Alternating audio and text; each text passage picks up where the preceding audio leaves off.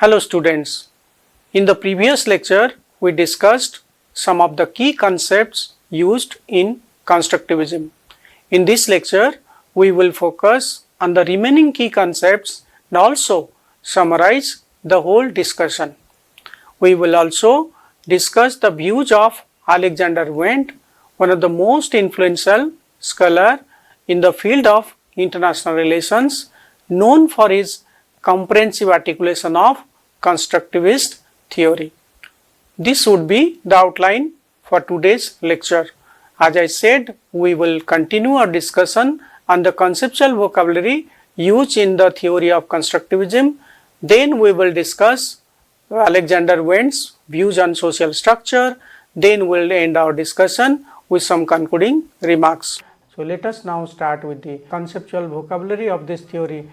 Understanding the origin of these concepts usually require your attention to the interplay of existing ideas and institutions, political calculations by leaders with ulterior motive, morally minded actors who attempted to improve humanity and contingency. So the point is, if you want to understand the social construction of reality, you have to, understand the interplay of existing ideas and institutions, the political calculation by the leaders or the morally minded actors like the non-state actors, the transnational corporation, the international organization. So they are all the actors who wants to improve, the condition of humanity and the situation of humanity.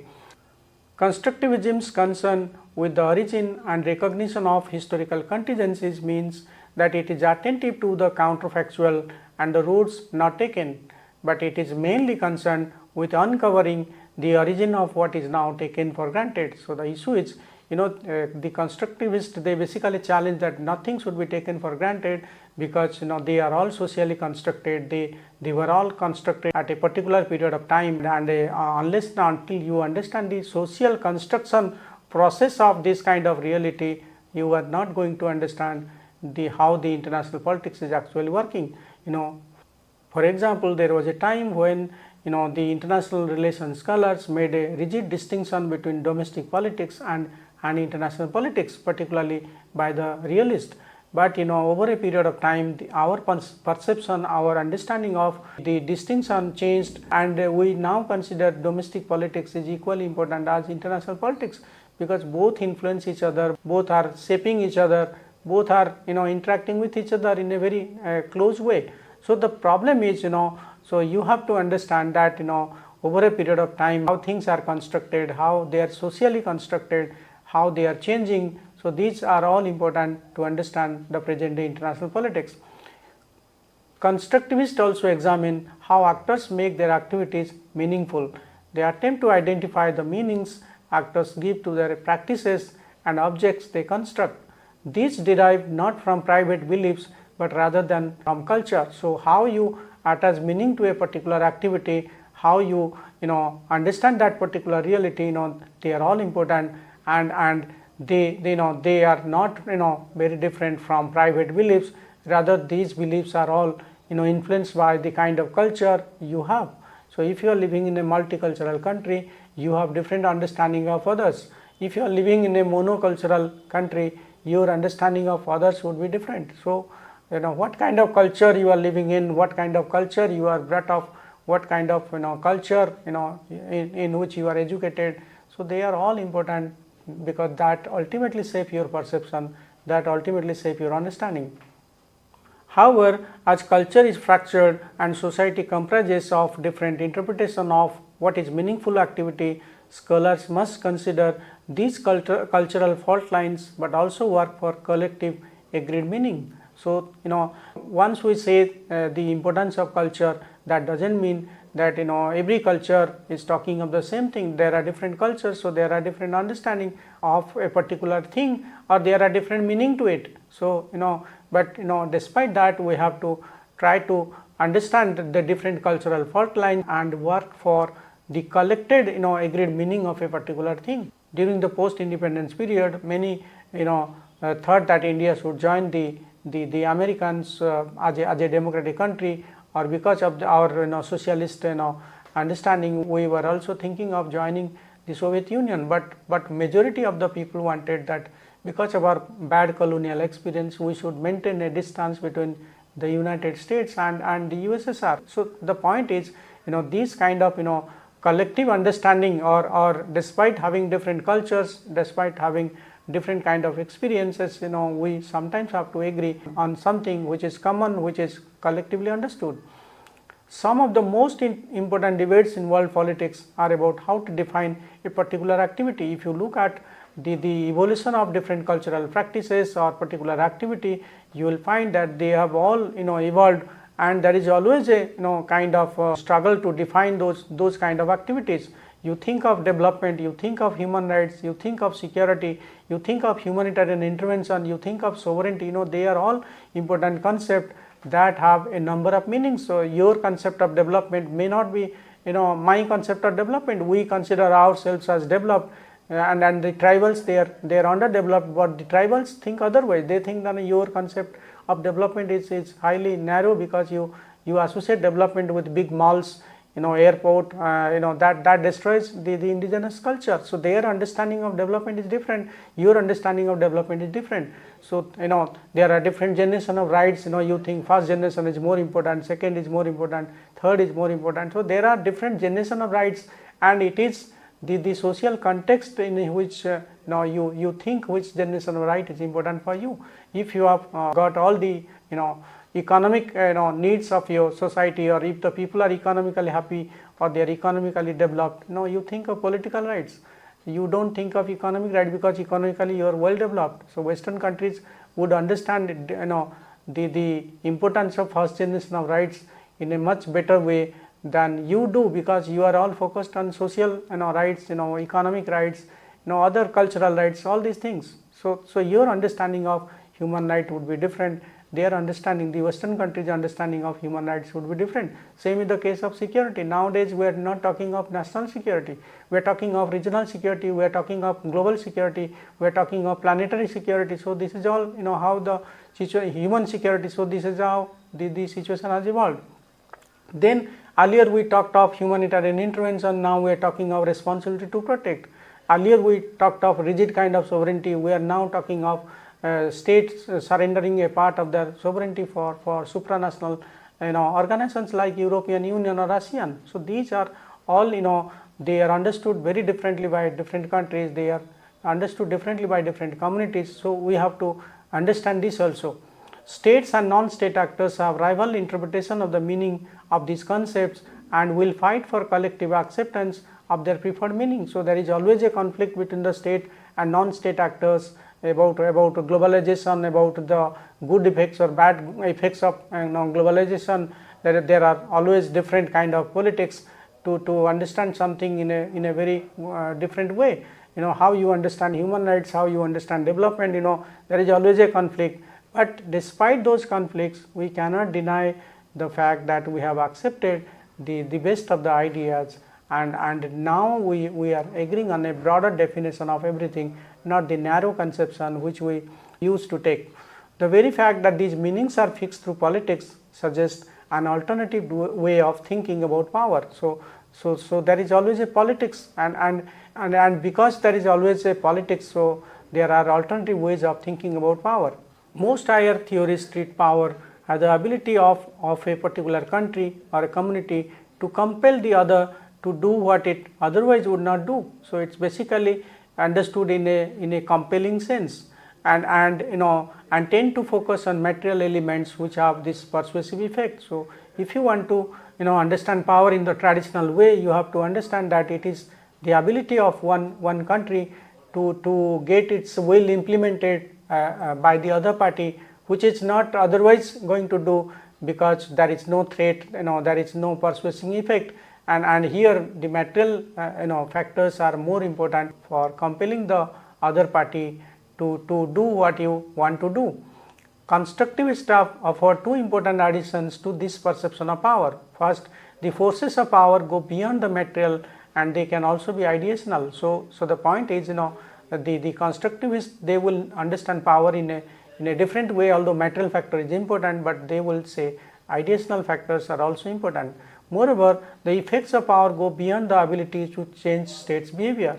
Power also includes how knowledge the fixing of meanings and the construction of identities allocate differential rewards and capacities. So, it is not only limited to your ability to change others' behavior, it also includes how knowledge, the fixing of meanings and construction of identities allocate different rewards and capacities. If development is defined as per capita income, then some actors, namely the states, and some activities such as industrialization are privileged. So, if you define development in terms of pure economic terms, that may benefit the state, that may benefit the big national companies, multinational companies, that may benefit your industry. So, some activity, some actors are privileged in the understanding of development in pure economic terms. However, if development is defined as the basic needs met, then actors, namely peasants and women, gain voices, and other activities such as small scale agriculture initiative and cottage industries are also visible. So, if you define development in a different way, definitely the marginalized sections of the society they will get the benefit, and other activities will also be highlighted. And if you understand development in terms of happiness, in terms of well-being, then there will be different types of actors, there will be different types of activities that get the benefit. International humanitarian law tends to assume that combatants are men and civilians are women, children and the elderly. Consequently, men and women might be differently protected by the laws of war. So, how you define international law, to whom you consider as combatants and whom you consider as civilians, that gives different kind of protection to different groups. So, the point is the same law is there, but you have to understand it in a way how it is formulated, what purpose it is serving, whose interest it is serving. So, these are all important according to constructivism. We will basically understand the views of Alexander Wendt on social structure and what are the essential elements of this social structure. So, that would be the starting point of his views on constructivism. Alexander Wendt is one of the most important and influential scholars in the constructivist school. He agrees with other constructivists that the structure of international relations is social and the identity is the basis of interest. So, these are the points on the basis of which there is a agreement among different varieties of constructivism, particularly the social nature of the reality and the identity is the basis of the interest. So, these are the common points. However, he adopted a systemic approach to show that states' identities and interests are formed at the systemic level, in addition that they are endogenous to state interaction. So, but on this basis he is taking a different path because he is focusing on the systemic approach, not the individual level of analysis or the state level analysis. Rather, he is taking a systemic approach by focusing on the role of the system, and he is also talking of state interactions and how those interactions actually help us to understand the way international politics is functioning. So, neorealism argues that the structure of international relations is material and it is a force above states that shape their behavior. So, the neorealist argument on international structure that shapes the state behavior is something based on the material forces, and structure is not something the states have created deliberately like the United Nations, but it is something which is there because of the absence of the world government, absence of the overarching global authority that can control anarchical behavior of the state. So, structure is something given, something is there, it is already there. So, you have to behave according to the structure. That was the main argument. While recognizing the importance of material factors, constructivism particularly suggests that structure also consists of social elements such as ideas, norms, shared understanding and expectations. Structure is not something given, structure is not something to be discovered, rather it consists of not just material forces or factors, rather it is it also consists of social elements like the ideas, norms, shared understanding and your expectations. According to Wendt, the neorealist definition of political structure is based on ordering principle, that is anarchy, and the distribution of capabilities, and by itself predict very little about the state behavior. So, if you closely look at the realist arguments, the neo-realist arguments particularly, they are talking of the organization of the political structure of international politics in terms of anarchy, because there is no world government. So, the states operate in the way they like, and it is all about the distribution of their military capabilities. And when you think of international anarchy, when you think of international structure based on anarchy and distribution of capabilities, that does not actually give much idea, much hope for a change, for a transformation.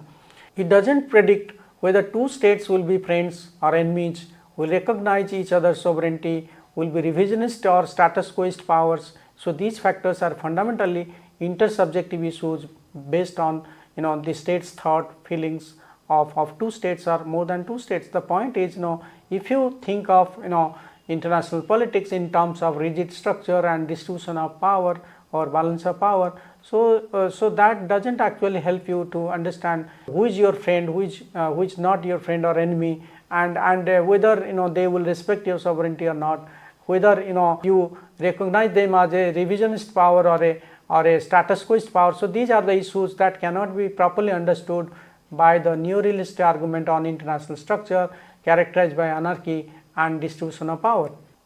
Wendt makes another important assumption about the structure which sets his theory apart from the rationalist theories like neo-realism. According to rationalist theories, especially neo-realism, political structure is a force above the states that can shape actors' identities and interests. States do not have much to change because they succumb to the requirements of the structure. So, structure is something given, structure is something fixed, and that decides the kind of state behavior. So, according to the neo-realist, it's the political structure is a force above the states, because states cannot do much about the structure of international relations, because their identities, their interests are all governed by the structure of international relations characterized by anarchy. So, they do not have much to change, rather they generally follow its rules or they behave as per the structure. Constructivists on the other hand emphasize a process of interaction between agents and the structure. The constructivists, they take a different position on this issue, that the structure is not something given, structure is not something fixed, and the role of the actors are also important, how the individual actors, how the state actors they interact with the international structure, that is again important, and we have to understand this in a very different way. In other words, constructivists argue that agents and structures are mutually constructed and continuously shape each other. So, the individual actors, the state actors, they continuously interact with the structure. That is where the agents and structures are mutually constructed, and they continuously shape each other, influence each other through their behavior. This means that states through behavioral or discursive processes constitute norms, rules and principles. Once these norms are generally accepted, they become the culture of the international system. So, there is a norm that regulates their behavior, that regulates their the interaction, and these behavioral and discursive processes are governed by the norms, rules and principles. So, your interaction with other actors are governed by norms which are generally accepted, and when they are generally accepted, they become the culture of the international system. So, international norms, when they are widely accepted, they become common and they become acceptable by others.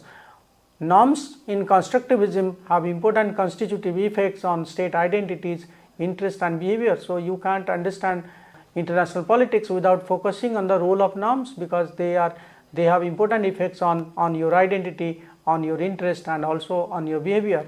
From the constructivist definition of structure, one can infer that anarchy does not have only one logic. In neo-realism, for example, it is anarchy that leads to self-help, because under the condition of anarchy there is no supreme authority and states do not have any choice but to be selfish. So, the neo-realist position is that because the international politics operates in a condition of anarchy, so that follows only one logic. So, you have only one logic, and you have to depend on your self-help because you have to survive. And when you act in a anarchical system, there is no supreme authority, so you have no choice but to be selfish, but to think about yourself. So, that is how international politics is understood by neo-realism.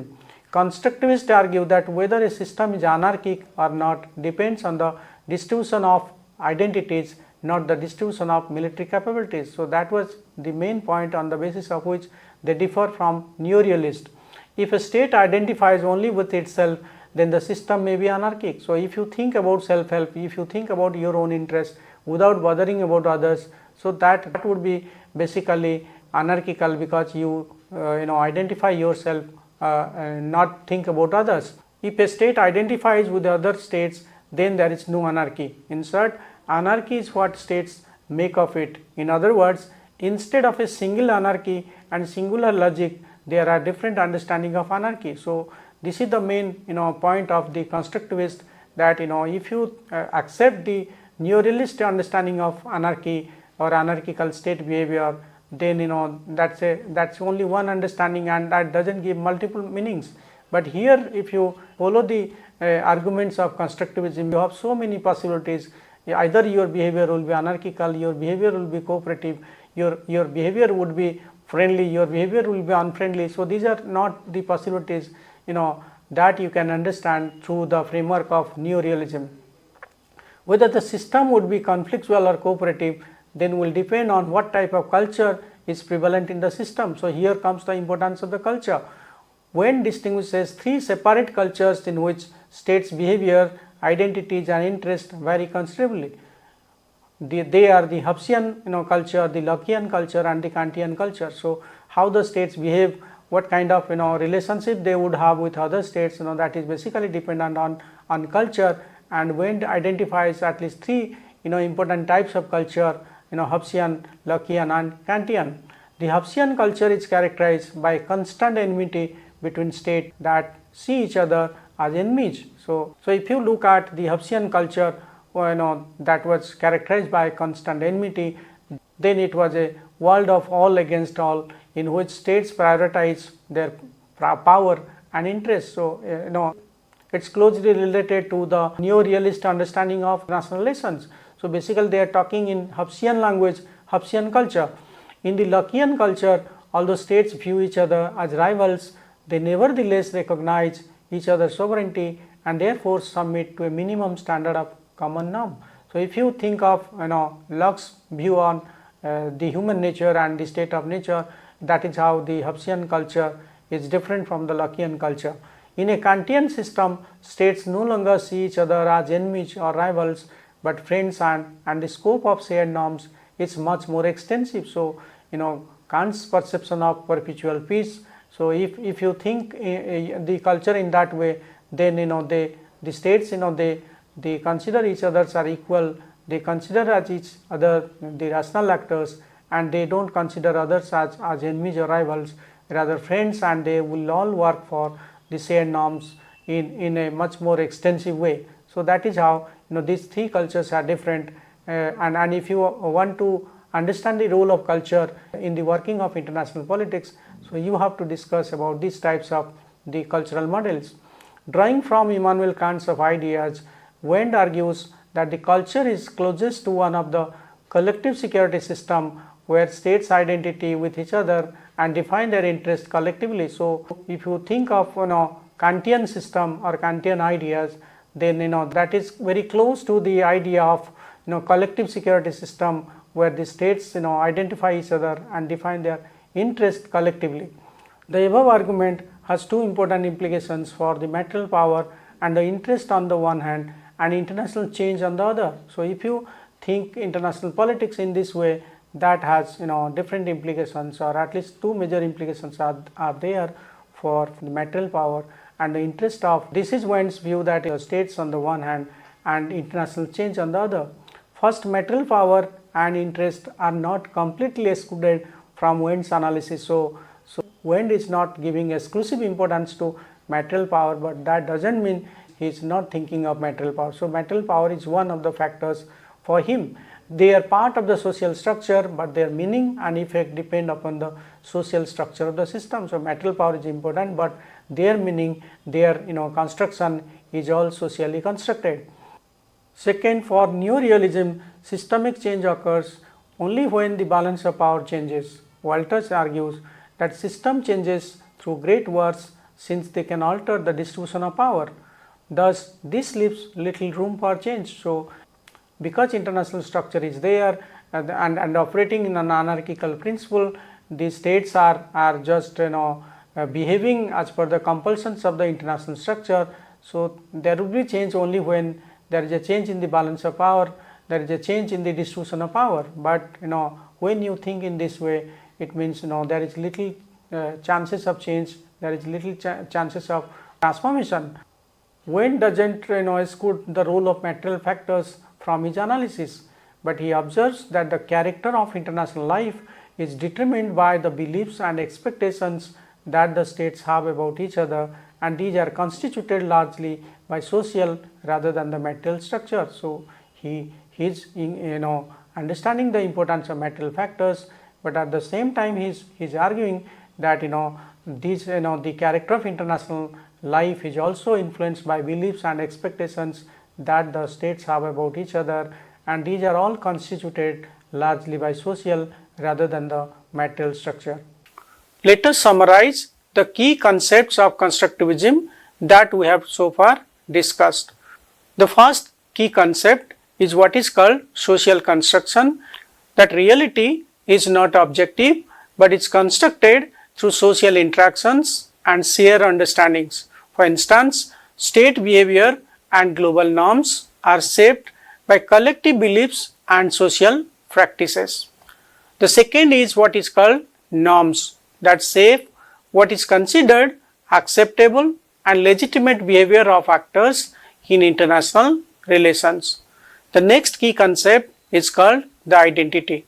State identities such as being a democratic or a theocratic country influence how states perceive themselves and others and guide their foreign policies towards each other. The next key concept was interest.